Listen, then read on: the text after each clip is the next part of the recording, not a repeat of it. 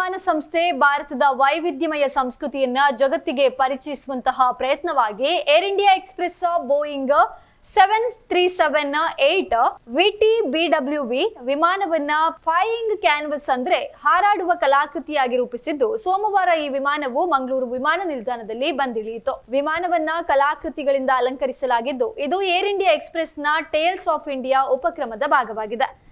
ಸಾಂಪ್ರದಾಯಿಕ ಕಲೆಗಳನ್ನ ಆಧುನಿಕ ಶೈಲಿಯೊಂದಿಗೆ ಸಂಯೋಜಿಸಿ ಪ್ರಯಾಣವನ್ನ ಒಂದು ಚಲಿಸುವ ಸಾಂಸ್ಕೃತಿಕ ಅನುಭವವನ್ನಾಗಿ ಪರಿವರ್ತಿಸುವ ಗುರಿ ಹೊಂದಲಾಗಿದೆ. ಮಂಗಳೂರು ಮುಂಬೈ ನಡುವೆ ಸಂಚರಿಸಿದ ಈ ವಿಮಾನವನ್ನ ಲಿಯೋನಾರ್ಡ್ ಕ್ರಿಸ್ಟೋಫರ್ ಮುಖ್ಯ ಪೈಲಟ್ ಆಗಿ ಮತ್ತು ಲಿಯಾನ್ ವಾಜ್ ಸಹ ಪೈಲಟ್ ಆಗಿ ಮುನ್ನಡೆಸಿದ್ರು. ಕಲಾವಿದೆ ಓಷಿಯನ್ ಶಿವ ಅವರ ಕಲಾ ವಿನ್ಯಾಸ ಹೊಂದಿದ್ದು ಭಾರತದ ಮೊಟ್ಟ ಮೊದಲ ಸಂಪೂರ್ಣ ಕಲಾಕೃತಿಯಿಂದ ಅಲಂಕರಿಸಲ್ಪಟ್ಟ ವಿಮಾನ ಇದಾಗಿದೆ ಎಂದು ವಿಮಾನ ನಿಲ್ದಾಣದ ವಕ್ತಾರರು ತಿಳಿಸಿದ್ದಾರೆ. ಏರ್ ಇಂಡಿಯಾ ಎಕ್ಸ್‌ಪ್ರೆಸ್ ತನ್ನ ವಿಮಾನಗಳ ಬಾಲದ ಭಾಗದಲ್ಲಿ ಭಾರತದ ವಿವಿಧ ರಾಜ್ಯಗಳ ಜಾನಪದ ಕಲೆಗಳನ್ನ ಪ್ರದರ್ಶಿಸ್ತಾ ಇದೆ. ಆದರೆ ಈ VT-BWV ವಿಮಾನದ ಹೊರಭಾಗ ಸಂಪೂರ್ಣ ಕಲಾಮಯವಾಗಿರುವಂತದ್ದು ವಿಶೇಷವೆನಿಸಿದೆ.